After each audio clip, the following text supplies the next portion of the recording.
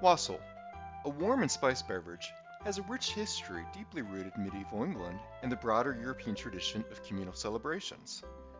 The word wassail itself is derived from the Old English phrase wassail, meaning be well or be in good health.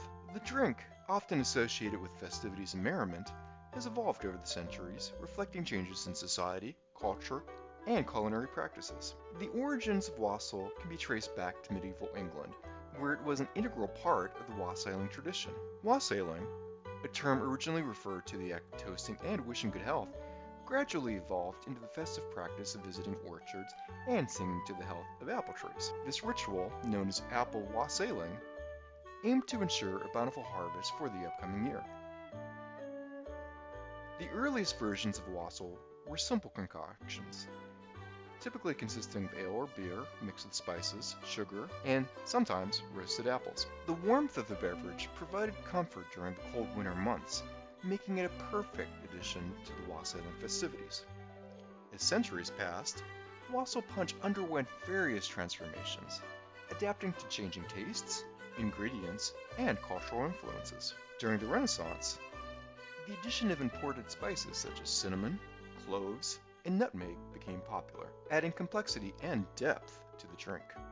As sugar became more available, it was incorporated into the recipe, sweetening the beverage and enhancing its overall appeal. The 17th and 18th centuries witnessed the inclusion of spirits like brandy and sherry in wassail, elevating its status to a more sophisticated and intoxicating libation. With the colonization of the Americas, new ingredients such as citrus fruits and rum found their way into wassail recipes, further diversifying the flavor profile of the punch. The Victorian era saw a resurgence of interest in wassail as part of the broader revival of medieval traditions. Elaborate wassailing ceremonies, complete with intricate rituals and communal singing, became fashionable among the upper classes. Wassail recipes during this period often featured a combination of wine, brandy, sherry, along with fruits, spices, and sugar. In the 20th century, wassail underwent further transformations, with regional variations and personal preferences influencing its composition. The introduction of non-alcoholic versions made wassail more inclusive, appealing to a wider audience.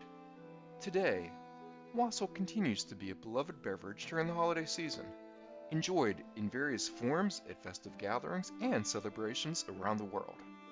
Wassail stands as a testament to the enduring nature of culinary traditions and their ability to evolve over time.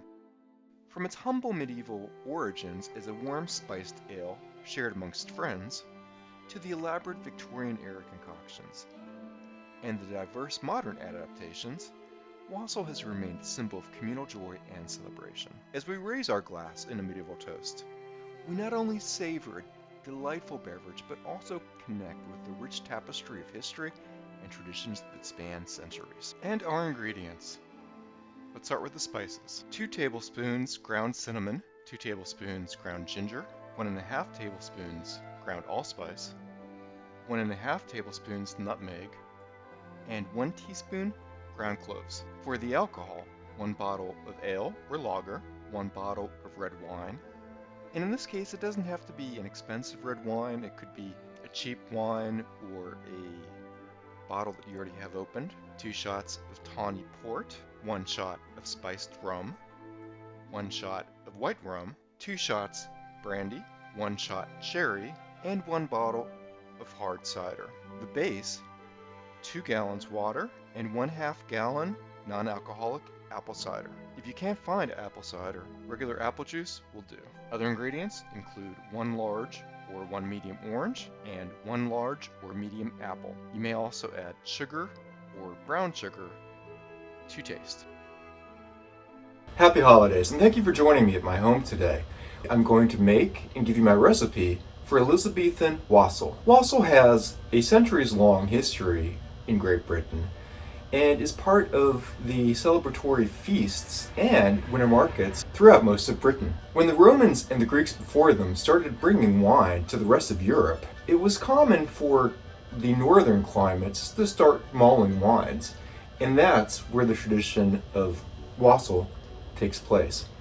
For more information on that, watch my video on the history of mulled wine in Europe. Throughout British history, it was common for people to go and enjoy the revelry of the season.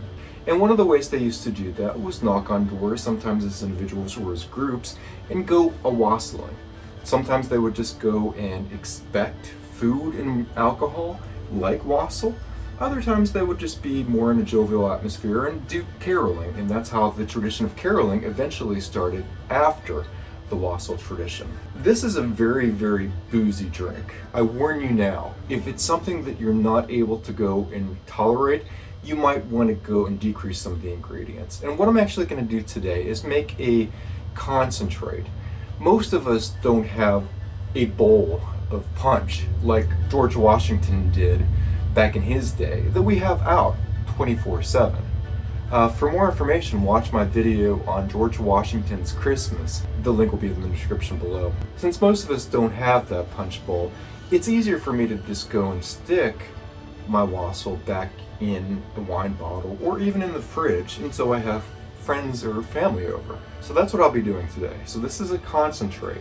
It includes all the ingredients, but when you actually serve it to someone, you'd want to warm it up again, like you would have to for any mulled wines.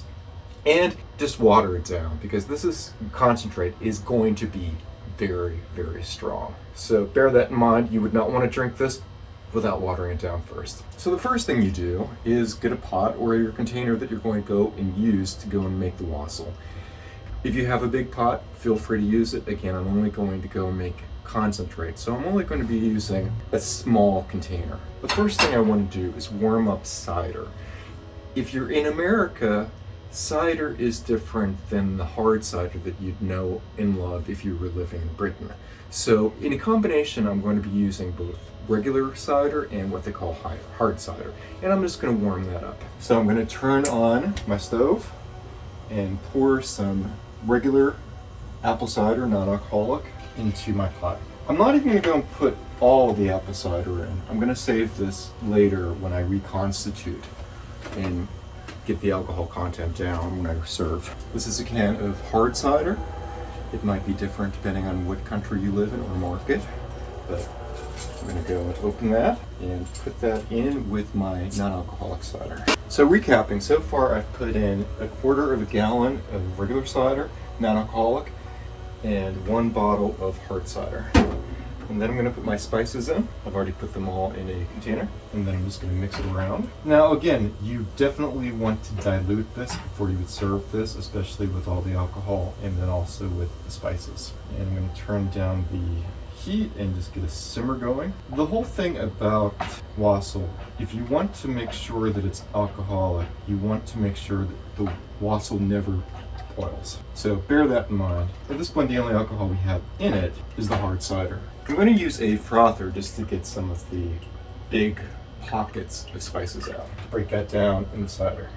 And if you're in a pinch, this really helps if you're making homemade gravy as well. Now, some people use whole cloves in their wassail. I prefer not to because I want to make sure that whatever ingredients I add aren't going to be a choking hazard. So it's easier just to go and use ground when at all possible. That being said, I am going to be using some cinnamon sticks, but they're easy enough to get out. You don't have to worry about that as much. In addition to that, I'm also going to go and put 1 whole orange and 1 whole apple into the mix.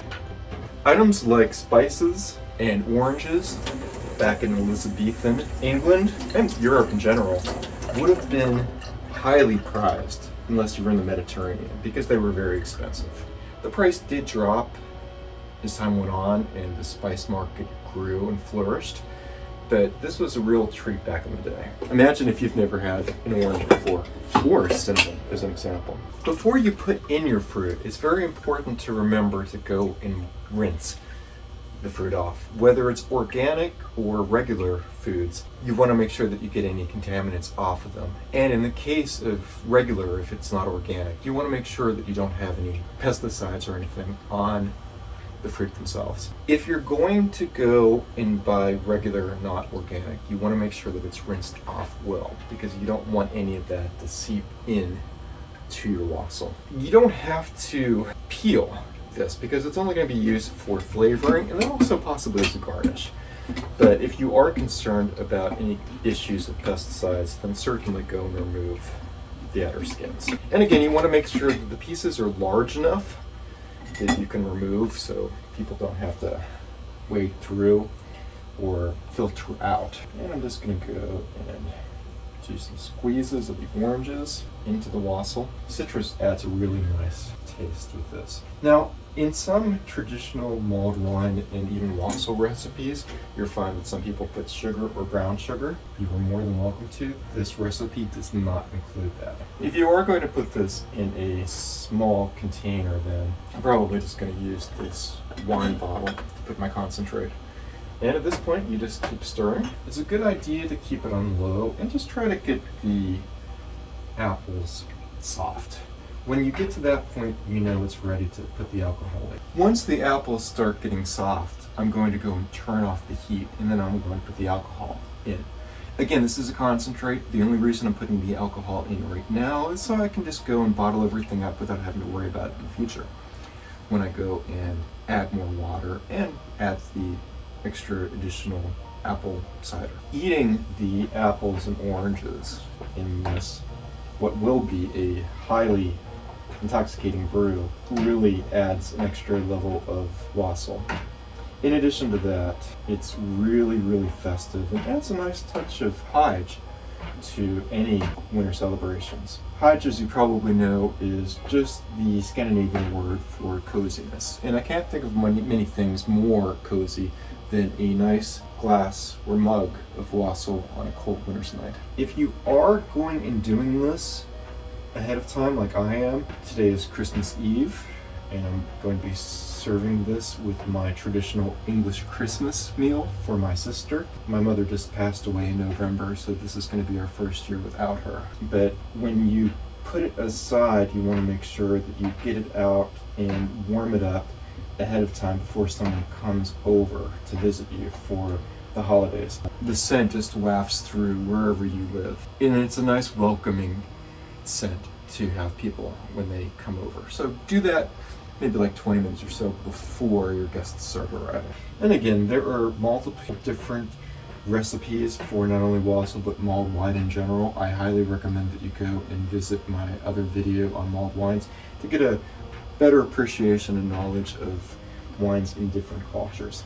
As I was saying, I do an English Christmas here at my house. I do figgy pudding and I do brandy butter, and we'll watch the King's Speech tomorrow. I try to do traditions from the old country, from various different holidays. For example, on Christmas Eve, I'm part Norwegian, so I will do a traditional Yule board. For Easter, I'll do an Irish Easter. And for New Year's, I will be doing a German pork and sauerkraut, which is very, very traditional in this region. I live in Pittsburgh, Pennsylvania, and with the amount of German immigrants, it's very common to do something like pork or kielbasa if you're of a Slavic nature. This really smells good. So at this point, we've just basically made a malt cider with a little bit of alcohol. It's starting to boil, so most of the hard cider is probably going to be boiled off at this point. So at this point, I can start adding the other ingredients. I've turned the heat off completely. The apples are starting to get soft. I'm going to let them just run for a little bit more, but I'm going to turn the heat down. I really do want the apples to get soft. Not so much that they fall apart. Some earlier recipes, things like wassail, might have actually included things like applesauce, but I don't want to go there for this drink. And because I have boiled off most of the hard cider, I'll probably have to add some more of that as well, once I dilute the concentrate. And as always, if you're using a gas stove, as I am, make sure that you have proper ventilation or have the window open. I always keep my window open, at least a crack, even in the winter. Especially now with RSV, COVID, and the flu, you really have to be careful. And if you're going out for the holidays, it's always a good idea to mask up. Ask if people were vaccinated, ask if you're allowed to wear a mask. You want to be healthy. I know at least 5 or 6 people right now who are sick. I ended up getting sick at my mom's funeral, and I've been sick most of December, so I didn't really want to get sick at this point. So there you go. Homemade wassail. You might also want to go and put, like I said, some apple or orange into a person's mug. This is a little garnish, or if you want, put it on top. I hope you enjoyed this recipe, and if you do, please like, subscribe, and let me know what your thoughts are in the comments below. Happy holidays, and have a happy Christmas. Take care.